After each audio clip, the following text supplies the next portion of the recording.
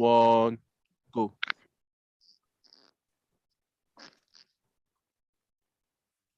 Hi everyone, welcome to FanView. Welcome to another episode of FanView, and today we are here with the banger. We have another hot topics, and we're talking about this match, this weekend's match, and Super Cup, and huge decision coming from the Young's camp.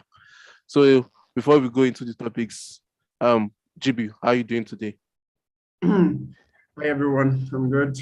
Nice to be here once again. I'm always excited to be here. Yeah. Belly, how's your day going? How's your Thursday been? Okay, good. I'm happy to be here. Yeah. Jesse, how have your week been? My week has been good. Okay. So today, oh, August is your month. Oh no, please. Actually, my birthday is next week Wednesday. So yeah. So yesterday was the Super Cup. Jesse, I know that's your second team. You support Chelsea and you support Real Madrid. How was Real Madrid yesterday? Were they looking like a dangerous team again? I don't think that we can really rate Madrid right now, because I don't think Frankfurt are that of no disrespect to Frankfurt, but I know that of the tough opponents. The match was straightforward yesterday. I mean, Frankfurt had some chances, but it was never in doubt. I always knew that Madrid were going to win because they dominated the whole game. Especially when they scored. When they scored, it was over because they just started playing around Frankfurt. Oh, okay. GB, how was yesterday? We saw Benzema and Vinicius connection again, and some Madrid fans have been looking forward to Eden Hazard adding to the mix, and because he said this season is the season where he's going to show up and everything. Do you see Hazard getting part of it, or do you think those two are just enough?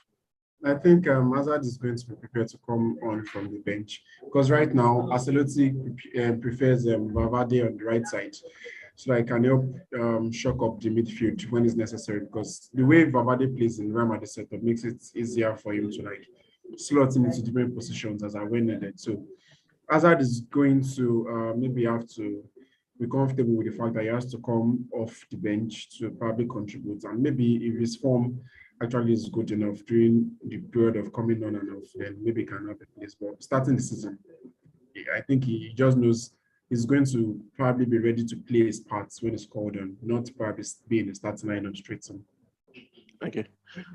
Belly, how good is Vinicius? Because he's like he has tasted success, and then this time around this season is looking like he wants to be dangerous and everything. How good is De Jong? Sorry, Vinicius. De Jong is just in my head. Oh my God, what's the problem? Oh my God. Vinicius is a very promising player. Like, he has a fantastic ability, or abilities rather. He knows how to attack the box. He's a very fair player, very skillful. He's very promising. So I think anybody will know that yes, he's a very good player. I'm looking forward to seeing him this season, but Hazard too is looking like, it's coming here to cause problems, so he might face a little bit of competition. I don't know. We shall see. Belly, would you categorize Vinicius as part of Mbappe? No, don't do that. Don't do that. No, you can't do that. You can't do that. Okay. So it's a little bit longer. Not yet. So we're moving forward. Okay. In his game. Huh? Oh, okay. I said he has improved a lot, but there are still some. Yeah, he has improved a lot. Yeah, but probably like a season or two of consistency aside the one he had last. Yeah. When sometimes his decision making is not as good as elite players. It's still erratic. Yeah. Okay, so moving on, we're moving to De Jong. Bayern this weekend. By Monday, we should hear his decision and everything. Belly, I'm coming to you again because we Manchester United have been chasing this deal for the past 3 months and everything. How good do you think? how confident are you that he's coming to United, or do you think Chelsea are just going to come and swoop in? Because I'm hearing that Man City too are also joining the race. So I doubt if Man City are in the race actually. Any news like that I think is false. I think the only two clubs interested are Chelsea and United. yeah. And I can't really say that, he's going to go to one particular club because I feel it's kind of 50-50. You might see Chelsea as a club with vision and obviously the Champions League football.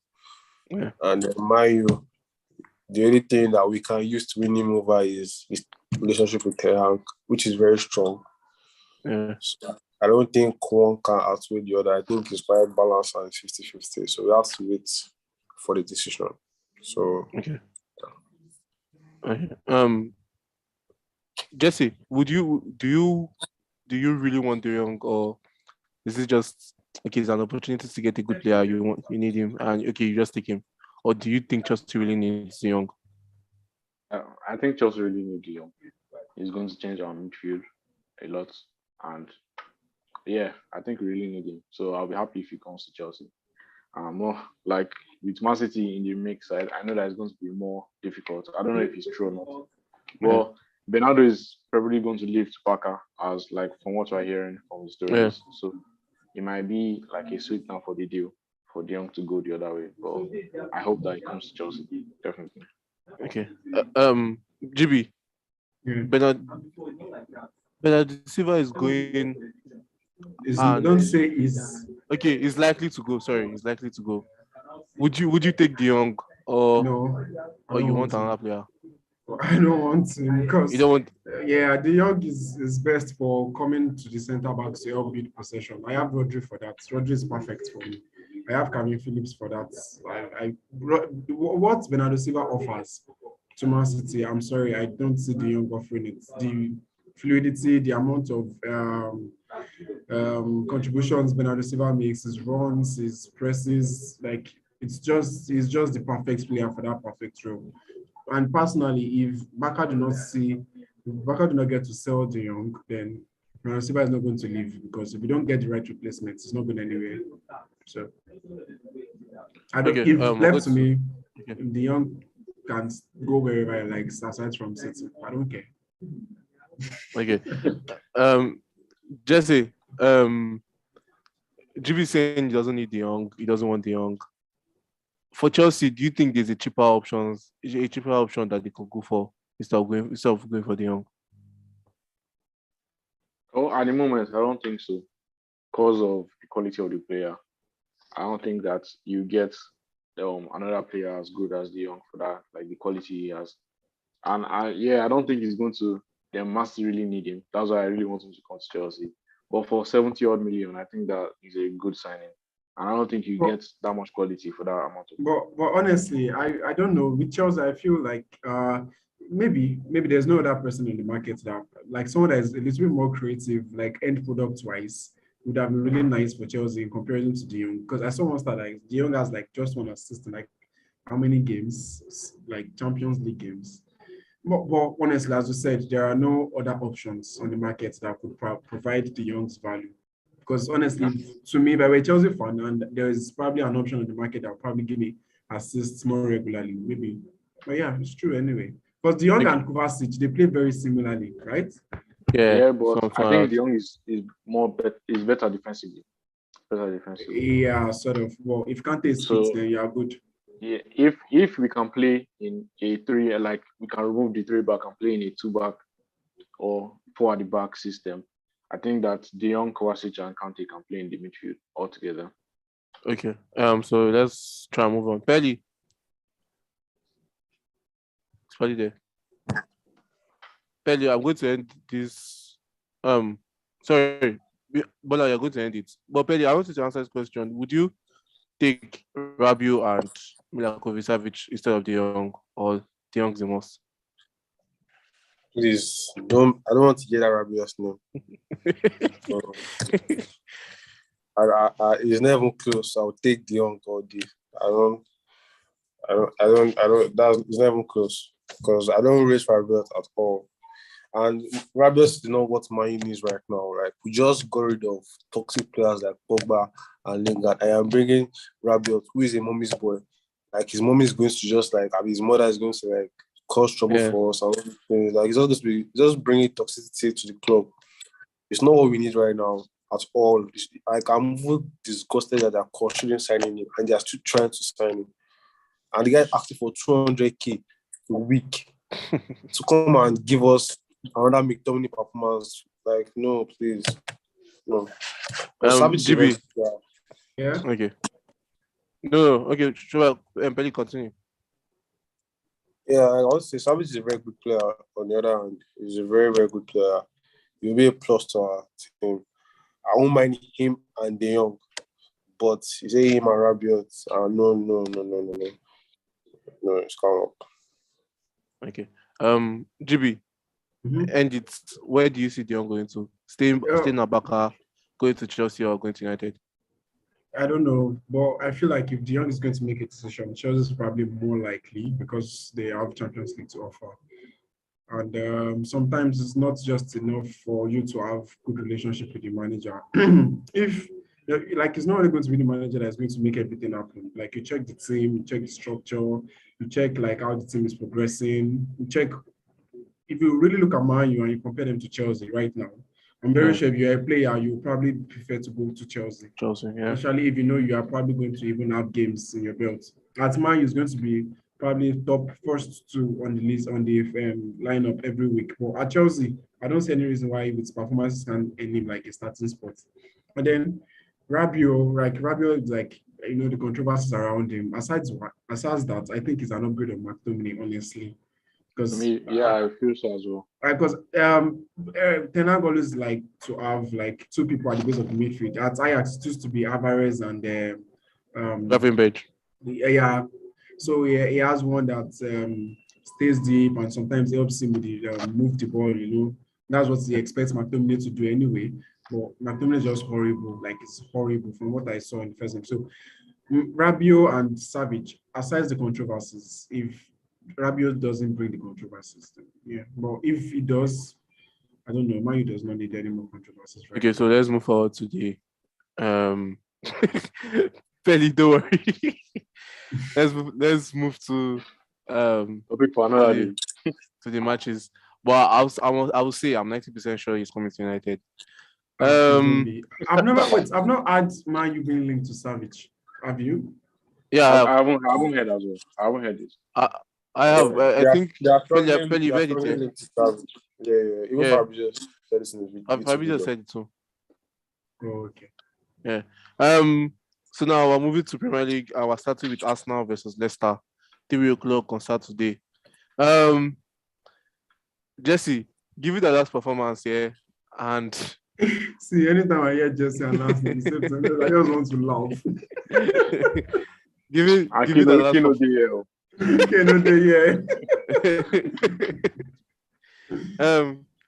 Arsenal is hosting Leicester City at the Emirates, and their last performance was poor and everything. What do you think? Do you think this is going to be an upgrade on their performance because they are at home, or are you still skeptical about Arsenal? Well, unfortunately, I didn't watch the Leicester game, but the fact that Leicester did not sign any player, they have not signed any player. They have the same squad, and then they signed the players today though. They signed who? What was that? I can't remember his name actually, but they signed the players. You see what I'm talking about? You can't even remember his name. So I think it's just going to be a case of one team is not good, but the other team is worse. You get what I'm trying to say. So I don't think Arsenal will be that good, but I think Leicester will be worse. So I think that Arsenal on the day Arsenal will have a better performance than last week. Especially playing at home in front of their fans. I think they'll play better than they did last week. Belly, I've hearing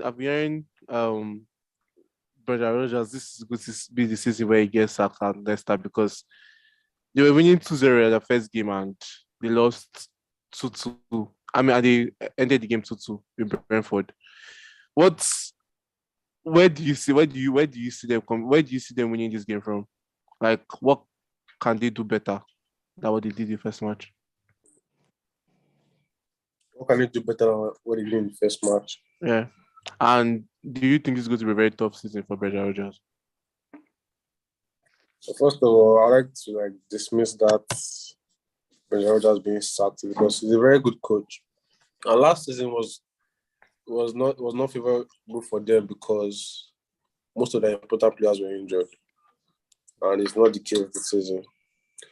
And then Brentford is a very good team, and this is Premier League. So them losing a 2 lead is not a good thing, but let's not make it look as if they're an awful team. Brentford too is a very good team. So this Arsenal game, honestly, I don't know. I really cannot comment on that match, but I feel Leicester should be able to beat them. They should be able to beat them. I don't know what exactly they can do better than their last match for them to beat Arsenal, but they should have a chance. Okay. GB, you first of all, I want to ask you this question: who do you think is better manager, Brendan Rodgers or Arteta? Because last week when we said Ten Hag was a better manager than Arteta, you were like, no. I mean, she shows how high you rate Arteta. So I wanted to know, who do you think is who's better manager between both of them? I would go for Rodgers. The only reason why I feel like Ten Hag, I can't actually rate Ten Hag ahead of Arteta is because number one, the league is coming from. I really do not believe in all those leagues. Like we've had managers trashing them in all these leagues that are not in Europe top 5 and coming to the Premier League and fighting it difficult. So that's the only reason. But tactically, I think Ten Hag is actually very, very good because you can check the performances in the Champions League and it's quite good. So Brendan Rodgers and Arteta, for me, I'll go for Brendan Rodgers. Coming from Liverpool when he was unlucky to win the FA Cup with Leicester, people tend to forget that. So and last season was quite awful, like Pele said, but because of the injuries. And this season he has not even been backed in the transfer market. Like Leicester has to raise money. And the funny thing is I'm not even selling and they're not even buying. So it's just so still, it's so stale in the club. Ever since I think their owner died, that helicopter crash, it's been weird. Leicester has been less active in the transfer window like they used to be. So, but for me, to answer your question, I'll give Brendan Rodgers the nod. And then for the Arsenal game, right? Yeah. Okay, yeah. For the Arsenal game, I think it might just be a banana peel. Leicester could prove to be difficult, but I think Arsenal is most likely going to win because of the home support. And then if Arsenal actually starts really strongly, I think Leicester will find it very difficult to get back into the game. Because anyway, I watched the first half of Leicester Brentford. Leicester was so good for the first 60 minutes or so, very good. The formation, everything that Brendan Rodgers did actually worked fine until he decided to bring in Patson Daka for Somari, or I've forgotten that guy's name, and then it was things just switched up a little. So I feel if Arsenal starts very strongly, then Leicester might find it difficult. But if Leicester starts strongly, then it could be really tricky for Arsenal. Okay. Jesse, before we go to the finals, your predictions for the match. Jesse, we all know how Leicester fans love their owner, because when they won the league, when they won the FA Cup, when they won the FA Cup against Chelsea, we saw how they celebrated with the owner and everything. And GB touched on it. And the Rodgers hasn't been backed and everything. Do you think, looking at it from outside, do you think it's no player wanted to go to Leicester, or the son doesn't just care about the club and he's just buying players? Or what do you think is going on in the transfer market? There's no money. That's just it. Well, I really can't say, but yeah, I think that should be the case. I don't think they have the financial backing at this moment in time. Yeah. Maybe something is happening internally that we don't know about. Yeah. But I think that's the case. They cannot just sign players because they don't really. Yeah, and the weird thing is they're supposed to sell some of these players. to like raise money. That's why But they the are funny thing pricing is, on now. yeah, 110 yeah, million. like they have some players that they feel if they should sell right now, it might be so difficult for them to like replace very quickly. So players like Fofana and Telemans, selling them right now might like just be like very tricky. They might get a lot of money and then they don't get to like, this thing is about scouting. You have to like have the right profile of players to replace them. And so if you sell these players for, let's say, you make over 150 million from them, and then the players that are available on the market are not even good enough to replace them. So what do? You make rash decisions. You buy players that are not supposed to buy, and then you get to waste all the money. I think Tottenham did that once when they sold Bale to Real Madrid. They didn't actually make the right planning, and then they had over 100 million in their hands, and I don't know, maybe they just like have seen money. Yeah, exactly. Signing very horrible players because they had the money, because you have to buy when you sell. So but that's why they don't want to sell, because they feel like they don't have the right mode of players to come in, and they don't have money to buy without selling. So it's really tricky. It's a weird situation in Leicester right now. Okay. So everybody welcome Zami. Zami, what's up? How are you doing? I'm good, my man. How about you? Well, good. But we're talking about Arsenal Leicester. So since you're just coming, give us the honor. What do you think your prediction would be? What is your prediction? Okay, I'll go for Arsenal 2-0. I mean, Arsenal 2. it's yes, Okay, continue. it's evident how they played on the match week 1, how they're so compact at the back and their free-flowing style of football. So they're really fun to watch. And also Leicester, would also take into consideration that they actually won their first match. So I think Arsenal would just be too strong for them. So I would go for Arsenal 2-0. Okay. Belly, score prediction. Straight. 2-1. So, okay. GB. 2-1. I don't know. I wanted to say 3-2, but I don't think it's that high scoring. But if it is 3-2, yeah. Jesse, he's at Arsenal. What's your prediction? I'm going to go 1-1. I think Pele has convinced me. I don't think there's going to be a straightforward match again. I think Brendan Rodgers wants to bounce back this match from the disappointing draw from Brentford. So he's going to. I know Arsenal, Leicester is always an interesting match to watch, and they always play good football. So I think it's going 1-1. I'm going to 1 Leicester. So we're moving to Man City. Man City Bournemouth. Oh my God. GB, were they? No, they weren't. Yeah, they promoted side coming to Etihad towards the champions playing at home for the first time this season. Alan playing his first game. How excited are you for this game? I'm excited, very excited. And the funny thing is, whenever promoted side come to Man City, it's always been a bloodbath. Like the last 2 to 3 seasons, no promoted side ever even won a single point against City, both home and away.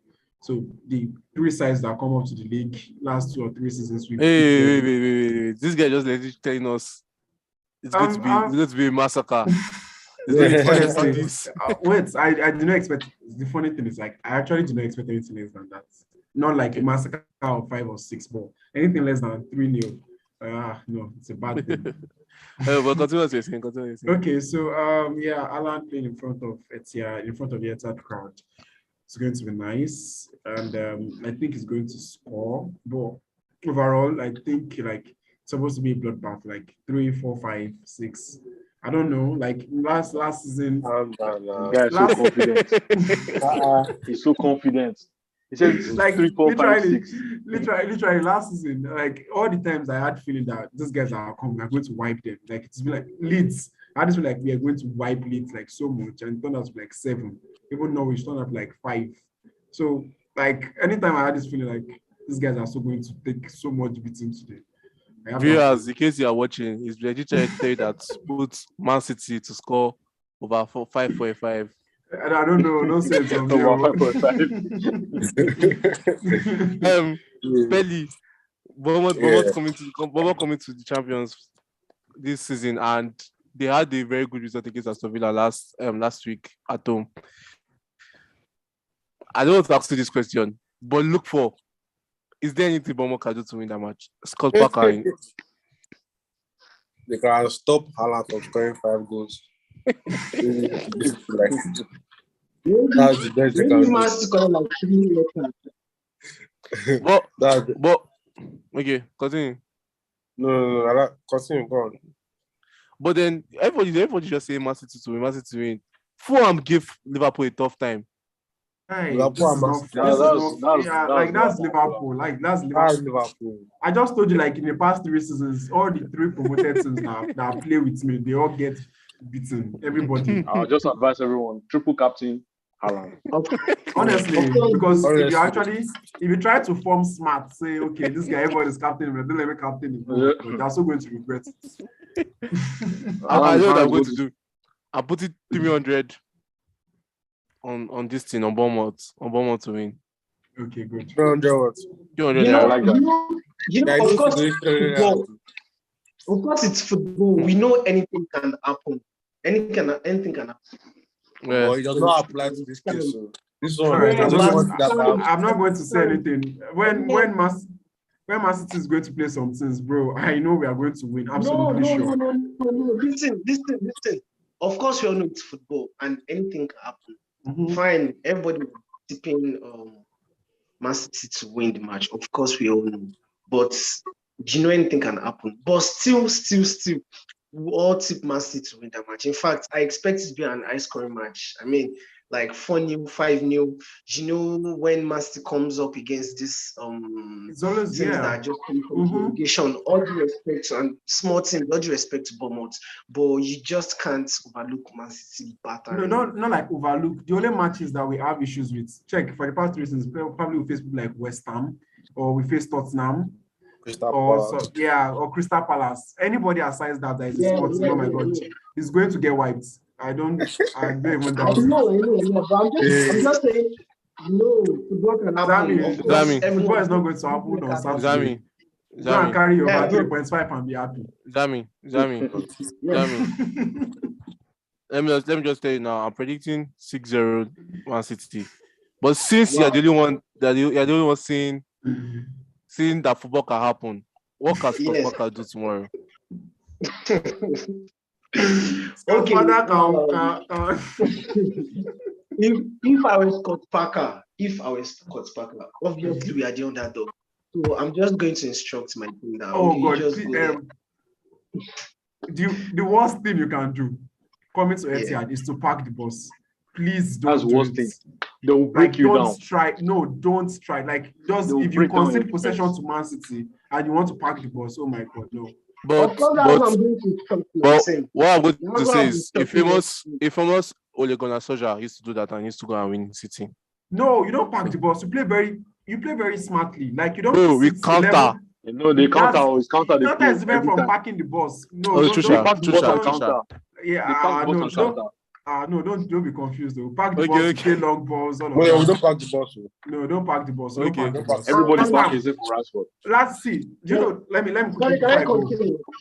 Let me GB, I'll come to you and then Wendy, but let's Zami say. Okay. If I were Scott Parker, of course, Man City had the favorite to win. But I'll just instruct my team to just be as compact as possible and just see what it gives them. And you should also take note that this Man City team, the longer it takes for them to actually score, the more frustrated they can become. And when it now comes more difficult for Man City, if they actually concede first, I mean, go as far back as last season. Guys, that's a lie. Last season, see how many times they came back from it. There's a line to finish. Listen, bro, GB, go check like 80% of your matches for league. Go check like 80% of your matches. Everybody knows no mistake you make is scoring goals. Not against You see last season. Win your matches. No, last season is from last season that was the turning point. I came down from a 2-goal lead twice. I said like at least 80%. No, not against Bournemouth, guy. No, not against Bournemouth. Okay. Okay. Go check Let's, out. Wait, let's, Sammy, Go check I've am. never go The and fact are check there. Go too. check am. Go and check too. After that of last season, I've not never because he's gone strength. You against a haven't big won the team, match. against a small team. Go check am. Against a small I know team, they- I've never considered first. Against a small team, a promoted side, that's never happened. I concede first and I don't get to win. Never. Go check that too. That's never When they are happened. just talking, they are I've just saying that. never see the I'm last saying 3 as far back seasons. as last 2 seasons. The last 3 seasons, all the promoted teams I've played against has been all wins, no draws, no losses. I'm not just no. Listen to me. I wasn't talking about promoted teams. I was just saying if I was Scott Parker, Well, wait, do you know what I beat Scott Parker the last time we played when he was in the Premier League? oh, of course. Oh, please, I can't remember. I know it was beaten. That's Fulham now. Let's That's Fulham. Yes. let's just No. Sammy oh, can't tell me that. No, let's just like do I'm this. just okay. Let me round up. Like, Yeah, see, GB round up here. Bournemouth tomorrow, 2 goals ahead. I'm going to win. I'm that confident. See, like last season, I actually gave it like West Ham when I 2 goals down. I drew. Mahrez lost the final penalty that could have made me one. Aston Villa 2 goals down. Like Man City are not the kind of team that does that. But last season was just like an eye opener to like the kind of mentality that is bringing the team right now. So right now it's no longer like that. Man City is not the team that you score first and they don't get to beat you. Okay. Time is going. Pelly, score prediction.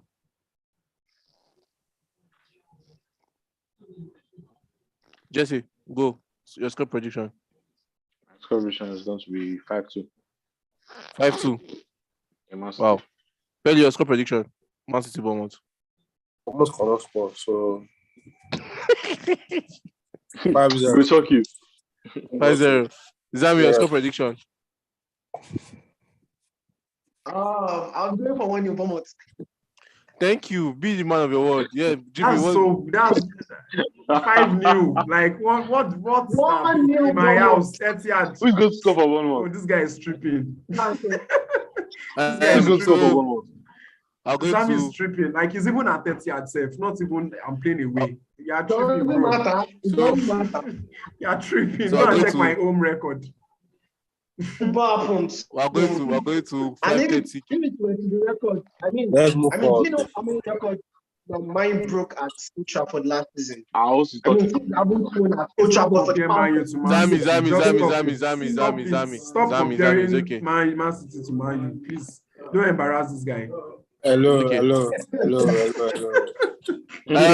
I'll go to 5:30 kickoff. My Bournemouth versus Manchester United. Pelly, we lost our Bournemouth versus first game. Manchester United. Sorry, Brentford versus Manchester United.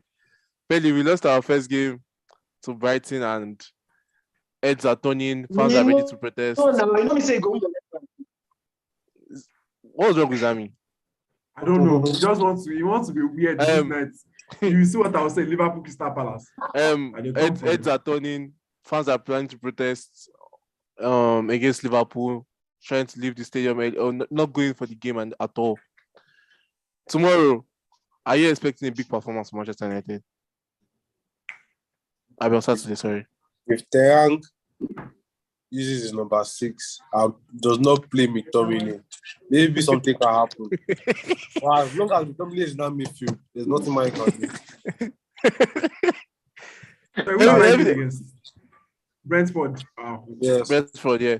Let me tell you guys a quick story. Yeah, there was a day that this guy came to my house, and then this guy was arguing with me that McTominay is a good player and everything, and I was so shocked. And I can't remember the game where we were playing, and then Shomaya called, and then Pelly called me. I was like, Moyo, McTominay is not a good player. I was laughing. So, Pelly, continue. What are you expecting from United? Well, like, I don't know. Man U is kind of thing that, okay, now they disappointed us, and everybody will not be expecting that, okay, the next game, they will come and fuck up again. And they will just come and surprise everybody and win. Yeah. So, I don't really know. I can't predict them, but at the end of the day, they are just a very good coach. Yeah. So, I don't know, like, anything can happen. Can go ahead that way. And Brentford is really a good team. But I see that much ending as a draw. I don't know why. Oh, yeah. Okay. Zami. Yeah, Brentford showed their fighting spirit in the first game, coming from 2-0 down against Leicester and drawing the game 2-2. They're coming up against the United team where that looks like they have no fighting spirit in them at all. Is there do you see an upset tomorrow on Saturday? Sorry, where Brentford comes and then they dominate the game and they win the game. Oh yeah. Okay. Personally for me, I feel after Manchester United game week 1 match, I feel Eric Ten Hag would have gone back would have enough to think about, and I just seen tweaking something in that formation or in his squad selection, and I'm also expecting Cristiano Ronaldo to start. And once Ronaldo is starting, their chances of winning becomes high. So I actually expect that game to be an high-scoring match. But I'm not picking Manchester United to win. I'll probably just go for 2-2. Manchester United will definitely score, and they will definitely concede because of their back line. So I'm going for 2-2. So okay.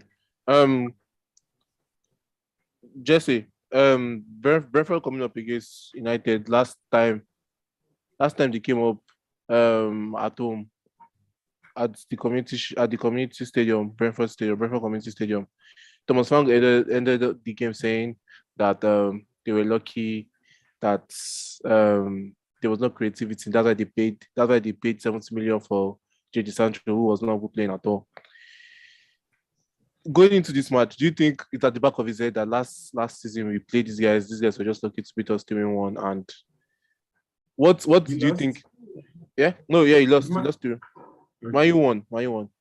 What do you think is do you think it will affect his tactics of the game? Knowing that last season this United team were lucky. No, I don't think so. I think that this is a new coach, new season. Yeah. So his tactics are meant to be different for each game. But I think that he's going to be going into the match knowing that United are not in the best of form, and the team spirit is not as high as it should be. Yeah. So he's going to obviously want to put you guys to the sword and try and win the game. Well, I think Ten Hag is going to put out a lineup that will definitely beat Brentford because Maguire started your last game against what do you guys play? Against Brighton. Ronaldo did not start. So there are a lot of things that Ten Hag would have sorted out during the course of the game. Do you think he won't start Maguire again? I don't think I feel you start Maguire because I don't think Maguire had a bad game against. No, I don't. Maguire did have a bad game against Brighton. Did all right. All right. Well, he didn't have a bad game, but I think Martinez played better than him. Yeah, Martinez did better than him. But like, what you guys don't know that whether Maguire has a bad game or not, that is Ten Hag's number 1 CB. It's not going to drop. Maguire. Yes. Yeah, yes. I think so. I think so. GB. Also, okay, just say okay. Also with Ronaldo coming into the team, starting. United should. I feel like they should be able to win that game, not comfortably, but they'll be able to get the job done. Okay.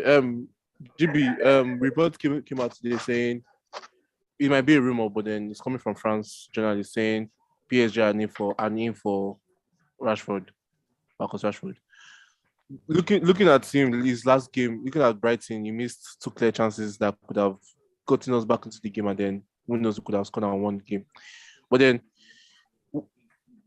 as Manchester United, would you be looking to sell him, or would you keep him for this season and see what he can do again? Honestly, if I were a Manchester United fan, I'll probably be looking forward to keep him at least for this season. Because Rashford has never been the clinical guy right from time. Rashford probably needs like I don't know. I don't want to say it's like Sterling, but sometimes he needs like loads of chances to score, except when it's like in really hot form. Don't say it like Sterling. No, I There said, is worse now. No, You can't just no. Sterling is better. Please don't do that. No, no, no, no, no, no, no, no, no, no, Wait. no, I will not agree with you. Pelly, see, What I will not agree on with what that. basis are you going to compare Rashford and Sterling? Goals and No, assists, Sterling what? is Rashford, better than before him. Don't get me wrong. before Sterling is better than last I'm talking season, about missing of Goals. chances. That's Okay, what yeah, I'm no, talking about. no, yeah.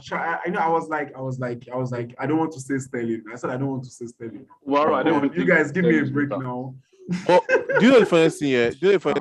This is one thing that I'm going to say, and then you guys might say, "Oh, I'm saying rubbish and everything."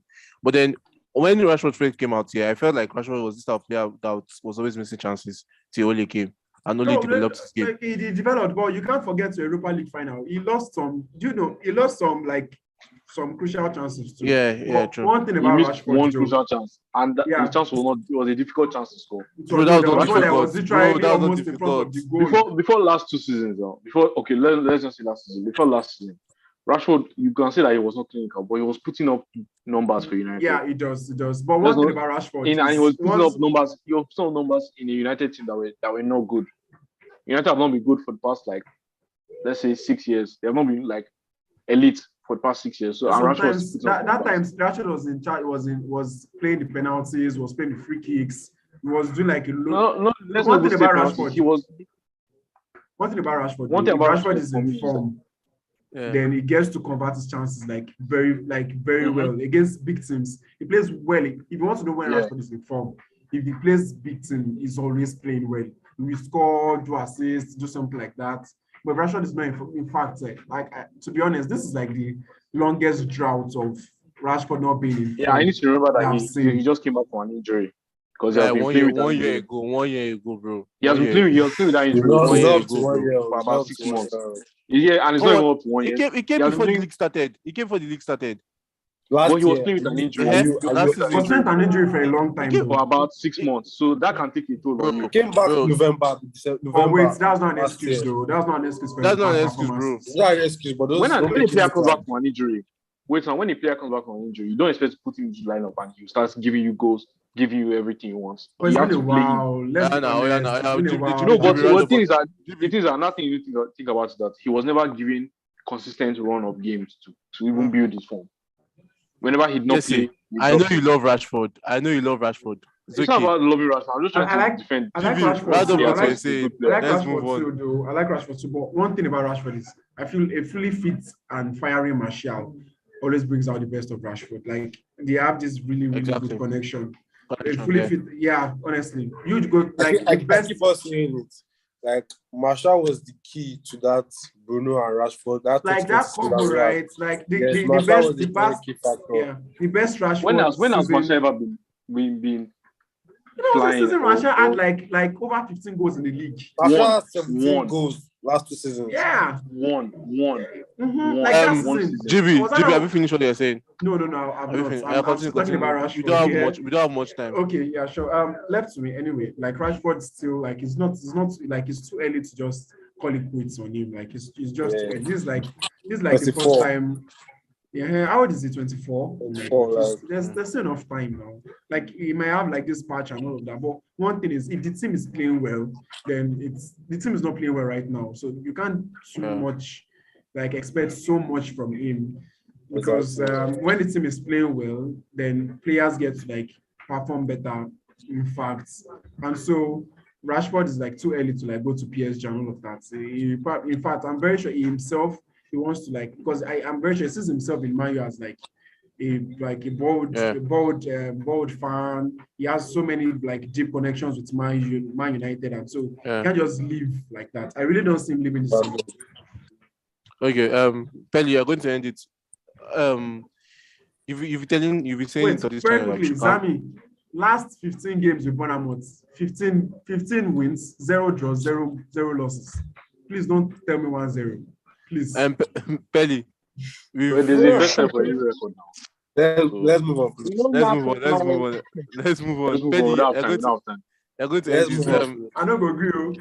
Pelly, you've been saying this on this channel, saying that you're saying that we should calm down as United fans, that we shouldn't start we shouldn't start being worried about the transfers not coming in and everything. Are you getting worried? And your score predictions? Well, yeah, I'm actually worried because that midfield needs to be sorted out, and I'm worried that they're going to make a wrong signing because now they're just panicking the markets. Like after Brighton, we're linked to almost 80 players just after Brighton's game. Like, so yes, now I'm actually panicking. I think that midfield, something needs to be done. At least 2 key signings needs to be made in that midfield. So yeah, I'm panicking about the window a bit. And my score predictions, like I said, I see them out ending as a draw. But as GB and Jesse said, Man U obviously score and will obviously concede. So I think a 2-2 will be more realistic. Okay. Zami, your score prediction. Brentford, Manchester United. Yeah.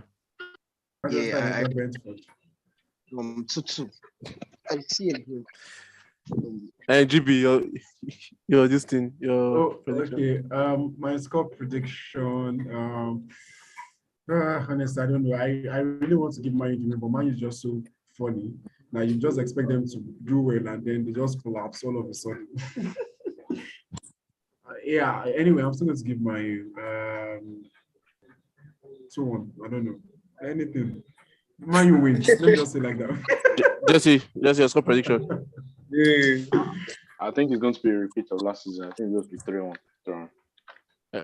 I don't know. I see that coming. See, if Ronaldo plays, it's going to score.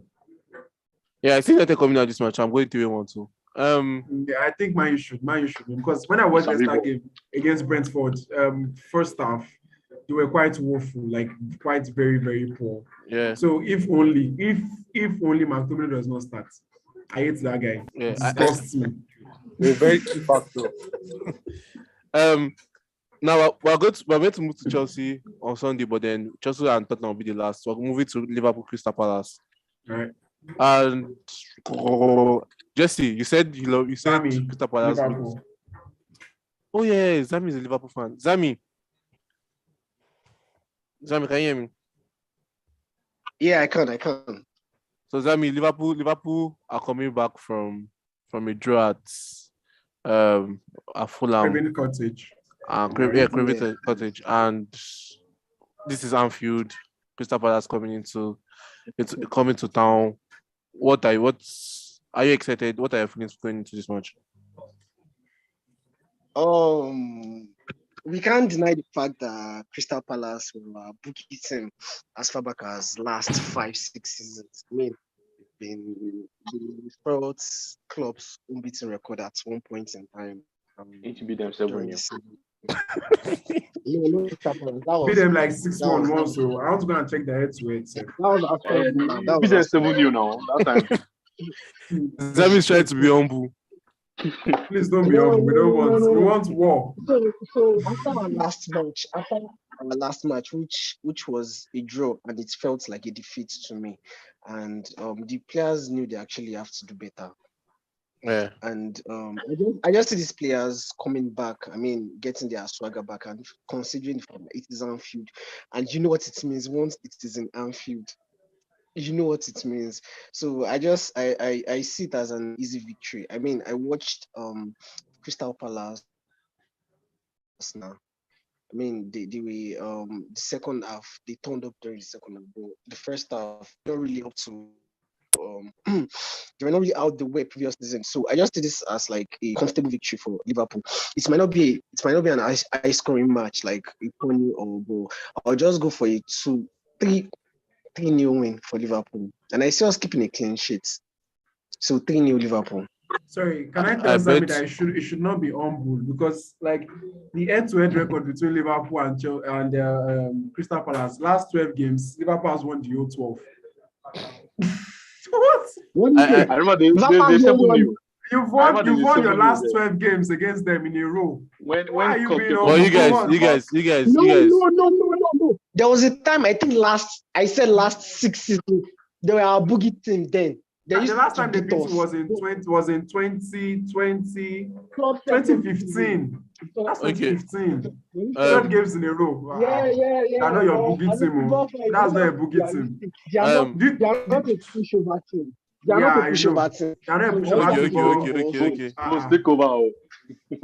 But what I'm going to say is that I bet you Patrick Vieira is playing. You never walk alone in training ground like you Arteta did. No, that's of crap. course, They I think flogged that's him. that's you will never walk alone from the Picker can never be the same. You will never walk alone from the Anfield. It's always Okay. different, bro. Oh, yeah, it's okay. Jesse, you saw some positive in Crystal Palace game against Arsenal. If they play like the way they played against Arsenal, if they start like that, do you see them getting a result at Anfield? Well, I don't think they can get a result around it because Liverpool will find a way, especially when they are playing at home. Yeah. And I think the record that Van Dijk has never lost in Anfield is still there. Yeah. So I don't think Crystal Palace are going to be the one that will tarnish that record. But I think they'll play very well. They'll bring the game to Liverpool. It's not be easy, but I think Liverpool at the end of the day make the result. Okay. Well, you were not with us last time we had this thing. Nunez coming on against Fulham. How impressed were you with him? And do you think the Golden Boots race is going to be interesting with him and Alan being there, or do you think Salah is going to be the one going after the Golden Boots? I feel Nunez is in the conversation because Nunez, I don't know, like on the ball, it might not look convincing, but like it looks like that player that will still give you those goals. It's just an agent of chaos. Thank you. It's just chaos. He seems so lucky when he's voila. playing, when he's on the ball. Like, Yeah, exactly. He feels like a little bit like Lukaku. Exactly. Yeah, Like, it's white Lukaku, but Yeah. What the fuck Give is me Lukaku. What Okay. the fuck is Lukaku? We have to move on. Pelly, Nunes continue. cannot clean Lukaku's shoes.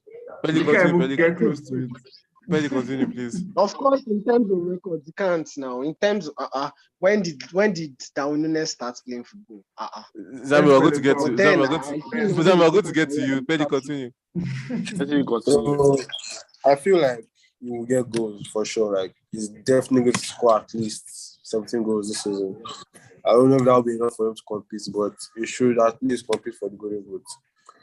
Like I said, it doesn't look convincing, but it looks like a warrior. He will get the ball in the net for sure. Then Liverpool Crystal Palace.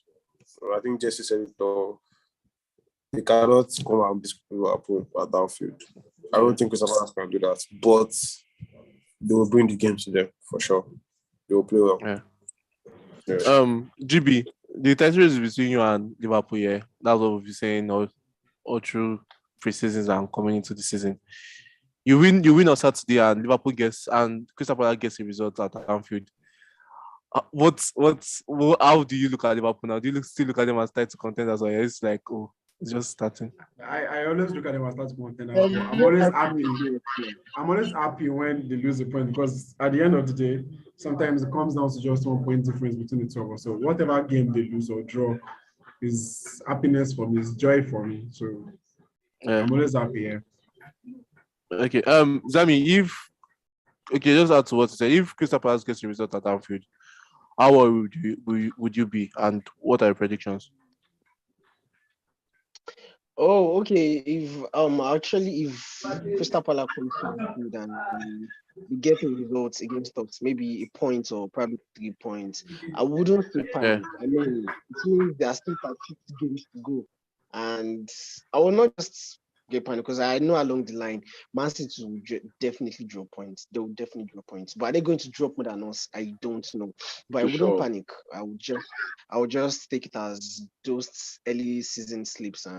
But of course, you know that Liverpool should gain their ground back as the season progresses, and so yeah. But like I said, my prediction, I don't see it as an easy victory for Liverpool, but I'm still going for a 3-0 win. Doing your win. Tell your score prediction. I thought he predicted earlier. You say score prediction. I didn't give my prediction. I think it's 3-1. 3-1. Jesse. I wanted to go 3-1, but since Pele already went 3-1, I'll go 2-1. 2-1. 2-1 Liverpool. GB. Funny. I feel if Crystal Palace starts slowly, then Liverpool will be too much for them. Because that they aren't like the fact that it's Anfield and the noise and all of that and the crap. I hate hearing Liverpool and shit. But the fact that it's all of that and Crystal Palace, All of us. I swear, it irritates me. But if Crystal Palace starts slowly, oh my god, I feel like the last time they actually made a mistake of like, should I say, losing their guard and starting slowly, it's turned out to be like a bloodbath. So if they should start slowly and I don't know, it's going to be like 4-0 or something. Yeah. But the game, I expect Crystal Palace to like play well, but still, that connection between. See my hands. 1-1 Crystal Palace. 1-1. Amen. Crystal Palace. Amen. I pray for it. So now we're going to the biggest game this weekend in Premier League. Chelsea versus Tottenham. Chelsea versus Tottenham. That is on Sunday, 14th of August, 4:30. Super Sunday. Jesse, Antonio Conte is coming to Stamford Bridge again. You didn't really play well against Everton, and so what are you expecting from Chelsea, and how are you feeling going into this match? Well, I think Conte is coming to where is he? Are we playing away or at home? Yeah, Stamford Bridge. Okay, I think Conte will be coming to Stamford Bridge with a point to prove because we lost. I think we beat him twice last season. Twice or 3 times even. 3-0, 3-0. No, I think we beat Nuno twice and then they beat Nuno. Yeah, can you imagine? So I think he's coming with a point, like he's coming to come and prove a point. And as well, Tuchel is also coming to come and prove a point that he's also a title contender. So I think right at the back, this is going to be a very important match for this season to see how the season will shape up because that third and fourth position is the team that is going to challenge maybe Man City and Liverpool for the title will be determined between Tottenham and Chelsea. I don't think Arsenal are part of it, but it's going to be a very important match, like towards the whole season. So, well, I think Tuchel want to play better than he did against Everton. So, I'm expecting a lot of passion tomorrow.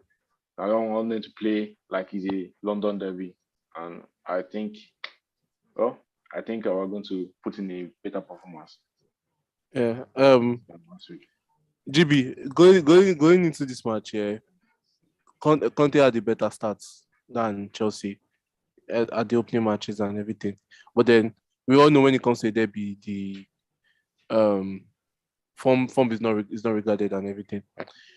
Well, what are you expecting from Tottenham in that game? You expected to go into the bridge being confident, or? First off, let me just say this very quickly. Everyone should like see. There's this video out of context football, like where I like everybody that's listening to this or live just goes out of context. But there's this particular match where like this team were trying to preserve a lead, 94th minutes, one like few seconds left, and they passed to the keeper. The keeper could not control the ball. The ball went out, and then they scored from the corner. So funny. But Conte and Chelsea, I see it like a straight up draw left to me. But at the same time, I feel like Chelsea sort of have the upper hand. To me, anyway, I stand to be corrected. I feel like Chelsea sort of have the upper hand, and it's just one game because of how Tottenham played against Southampton. I don't really pay too much attention to that and say, okay, fine, they should go there and beat Chelsea like that. But Tottenham always has a chance, like with Kane and Son, and then this form that Kulusevski is showing.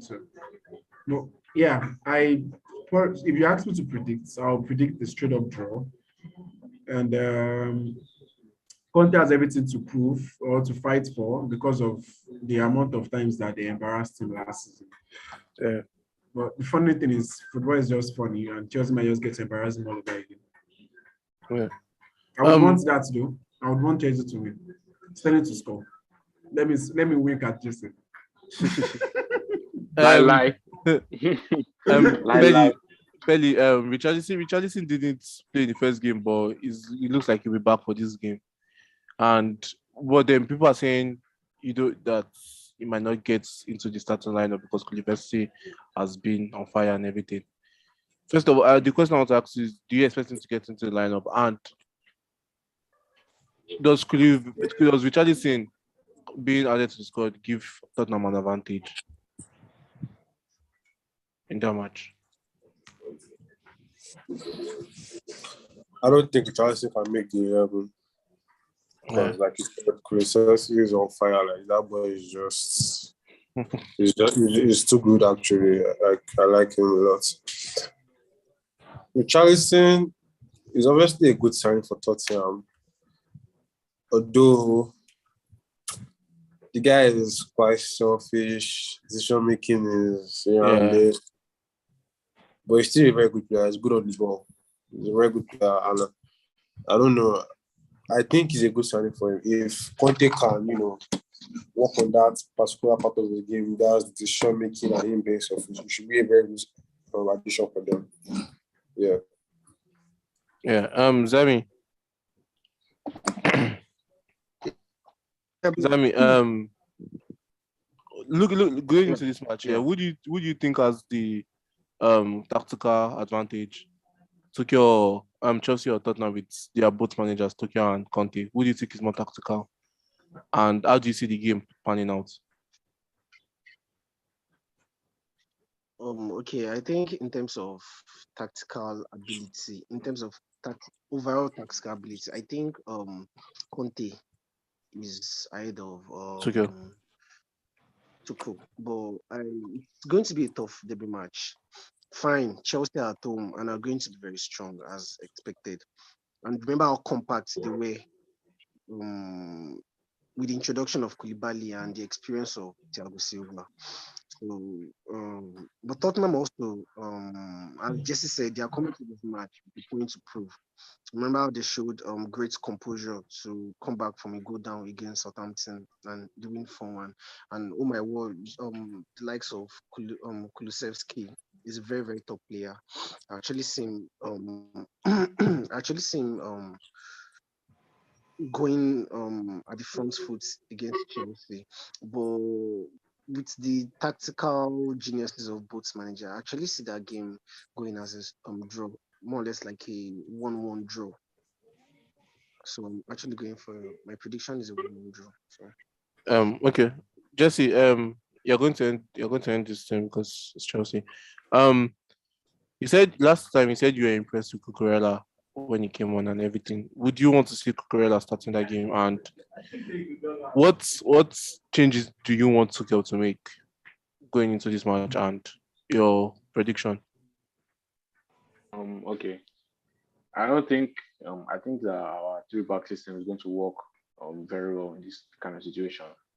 Yeah. Against Conte, especially if he's going to play the same way he played against Southampton, where he tries and gets players into the box and tries to whip in crosses. I think that Chelsea are good aerially, if that would be the case. But I think I would like to see Cucurella giving the nod ahead of Chilwell for this particular match, just to put some fire into the left back position and let Chilwell know that your starting place will have to be earned.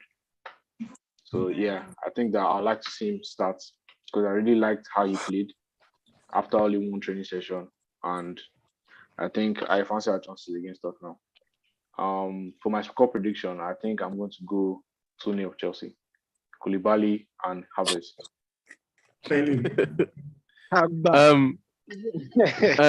Zami, your score prediction. Like I said, going to be a very, very tough derby match. Very, very tough. But I'm actually seeing a 1-1 draw. Okay. GB. 2-2. Huh? 2-2. Like 2-2 draw. 2-2 draw. Yeah. Okay. Belly. Is that this guy thinks Tottenham will not score for me? Like That's almost impossible. No, I trust Chelsea. If we want to lock up shop, we'll lock up shop. You will open your shop Okay. by force, by fire. I'm pretty sure it is. Going to be a close Valiant, game. I go see why Pelosi. It's going to be a close game, so I think I'll go for 3-2 touchdown to win. Jesse, I say I'm sorry. I say I'm sorry, but I still thought we need someone. Me too. Why you apologizing? I don't know. No, Because he knows that it's wrong now. He knows it's wrong. No, because I don't know. Going into this season, I thought Chelsea would be part of title contender, and the fact that Todd Bowley started to make transfer, I still feel like they can still be part. But then, if I'm saying they're losing this game, that means I'm taking them further down. So we've come to the end of our episode today. Before we go here, I know this is more of a Premier League more of a Premier League channel, but then La Liga is starting this weekend, so I just want you guys to make your prediction. Who do you think is winning La Liga this season? If Bakar gets the registered players and everything. Barca can register every player in the world. Madrid are still going to win it. Okay, Jesse said their levels above Barca right now.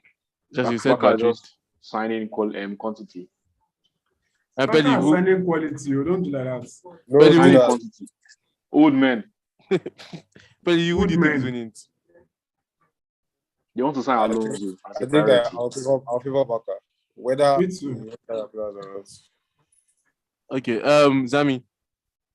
from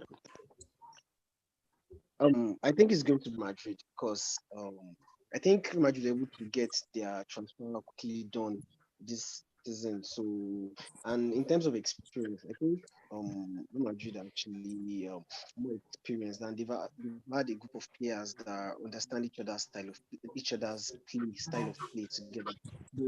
Barca for me, I just feel it's not just about the signs they've made. I mean, they've been doing it for the past last season. I mean, they're just signing, and it didn't really show.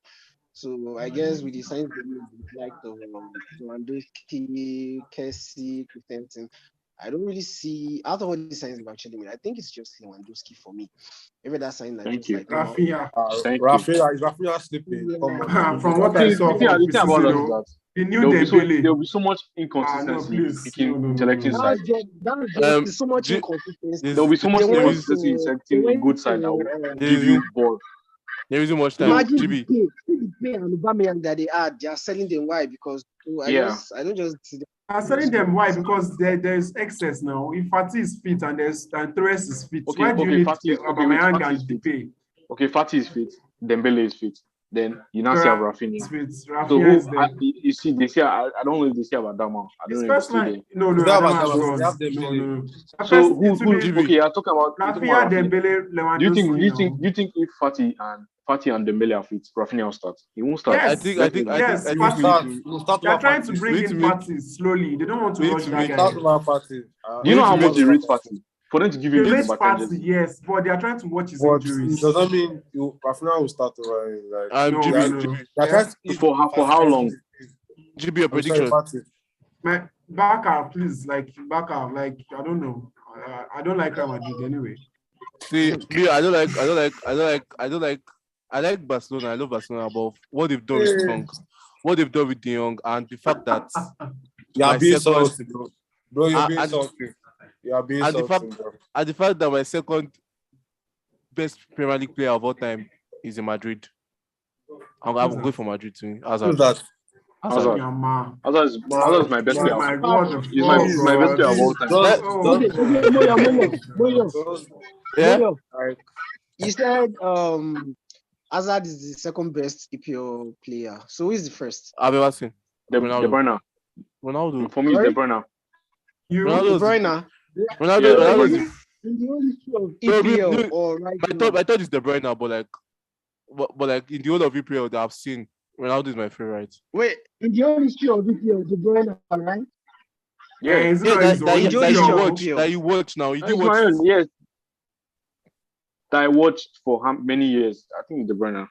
I For think. you, right? Me too. Thank you. I think it's Ronaldo. So Jesse, Nah, you said De Bruyne better than Hazard. because I actually want No. I actually watched Huh? Jesse.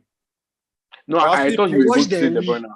We are I not was saying his actually best now. I Are was we not actually talking about personal best? I was No, saying I like said best in the Premier best, League the now. best player in If the if Prem. if his best player watched the Premier League, I think mine is Hazard than De Bruyne. Nah, Okay, but if I'll his pick best, I'll pick like, two players over Hazard, and I'll but if pick his Ronaldo. I'll best, pick not Suarez. Hazard, me personally, I'm not even saying that as a Chelsea fanboy. Hazard is my best player of all time. Yeah, but if it's best in the Premier League, Joe, So wait, maybe Hazard Premier League is I'll better than choose Suarez. Henri for the best Premier Yeah. League. But Sorry? that I've watched. That's what I'm saying. Like, Wait, hold on. bro, Hazard was better than Suarez Premier Henry, League. I don't know. Yes, Maybe, Pelly, do you watch yes. Henry? Yes, Oh no, I Hazard can never Hazard agree was with that. different.